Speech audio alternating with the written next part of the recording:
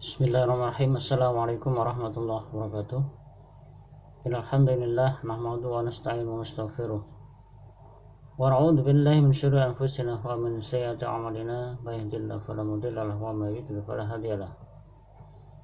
Asyhadu an la ilaha illallah wahdahu la syarika lahu wa asyhadu anna Muhammadan 'abduhu wa rasuluh. Raditu billahi rabban wa bil islami dinan Muhammadur rasulullah. Subhanaka la ilma lana illa ma 'allamtana innaka antal alimul hakim. Amma ba'd. Masyaallah muslimin Allah, segala puji bagi Allah. Mari kita haturkan rasa syukur kita atas kelimpahan nikmat dan karunia yang diberikan pada kita. Alhamdulillah sampai saat ini kita masih diberikan kekuatan, diberikan kesabaran, diberikan kemampuan untuk bagaimana kita mengistiqomahkan apa yang sudah kita yakini, dan kita berharap semoga kita mati dalam keadaan istiqomah. Salawat dan salam semoga tetap terlimpahkan berjun kita bersama Rasulullah SAW, keluarga, sahabat dan juga keluarga. Assalamualaikum warahmatullahi wabarakatuh. Mari kita lanjutkan kembali taklim kita mulai kembali dari awal setelah kita cukup lama terhenti ya kan, karena pandemi yang kita tidak tahu sampai kapan ini akan berakhir. Tapi melihat situasinya nampaknya ada gelagat, ada gejala bahwa pandemi ini akan segera pergi dari tempat kita. Assalamualaikum warahmatullahi wabarakatuh. Di dalam Al-Quran Allah sudah mengaitkan dengan kalimat inna dina indallahil Islam. Di dalam surat Al-Imran ayat ke-19 Allah dengan tegas menyatakan inna dina indallahil Islam. Sesungguhnya agama yang benar di sisi Allah adalah agama Islam.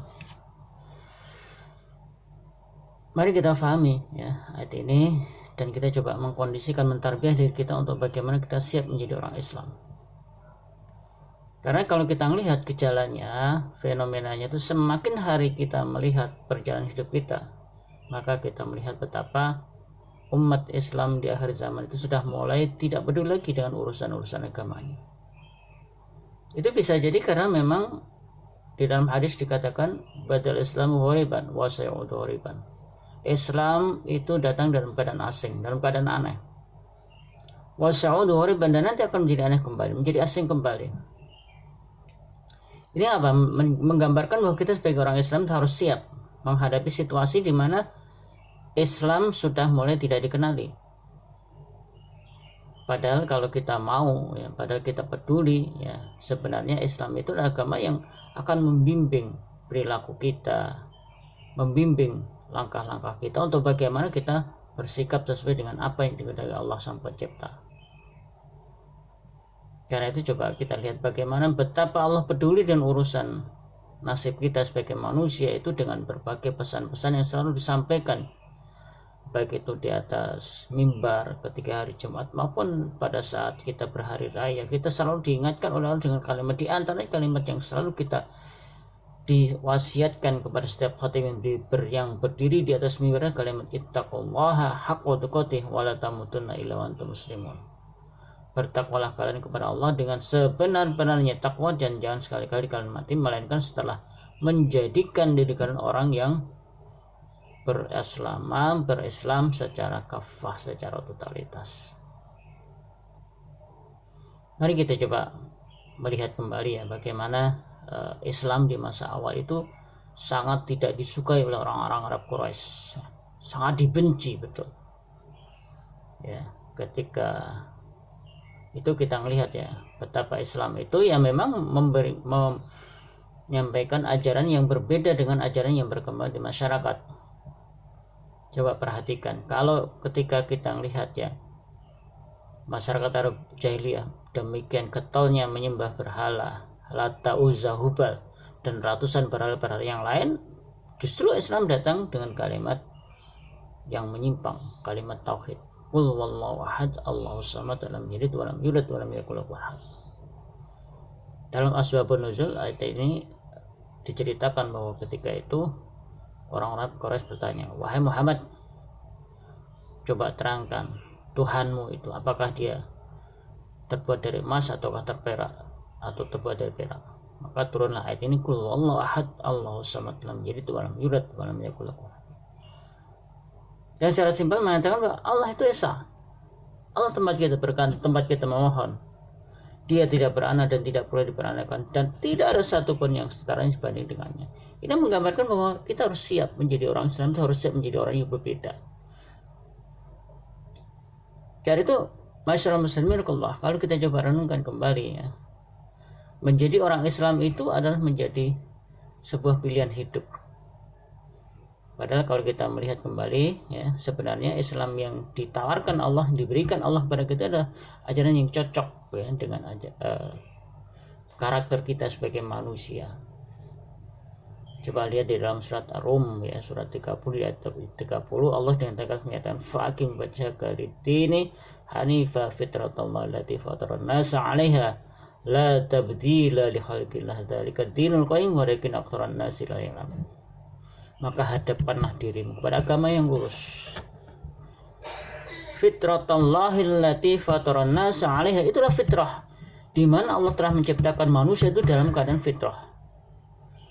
La tabdila li khalqillah, tidak akan pernah terjadi perubahan di dalam penciptaan Allah. Dzalika dinul qayyim, itulah agama yang lurus walakin aktsaran nasi la ya'lamun. Akan tetapi kebanyakan manusia tidak mengerti, tidak memahami.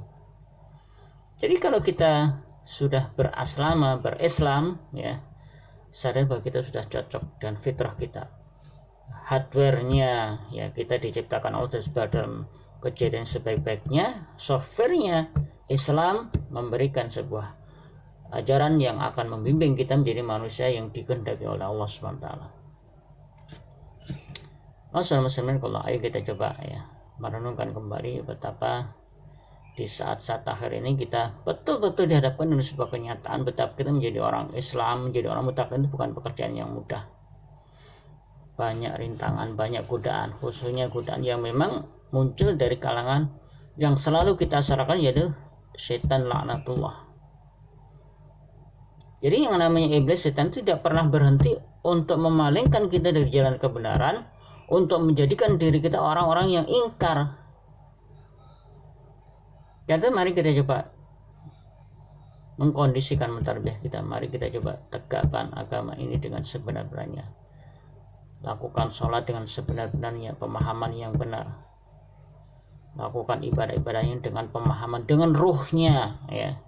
Sehingga kita nanti bisa merasakan betapa menjadi orang Islam itu bukan sesuatu yang tercina, bukan sesuatu yang tercina. Meskipun kita melihat faktanya, banyak orang yang tidak senang dengan ajaran agama Islam.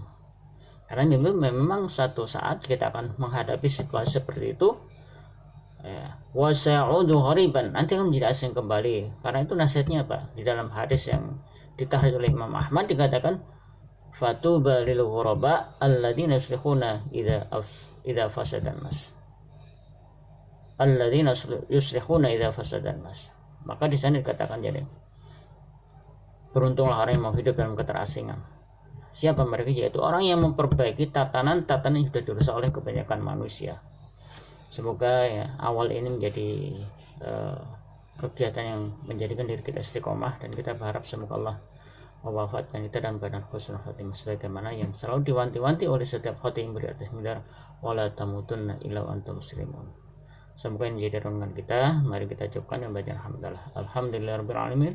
Subhanakallahumma wa bihamdika asyhadu an la ilaha illa anta astaghfiruka wa atubu ilaik. Assalamualaikum warahmatullahi wabarakatuh.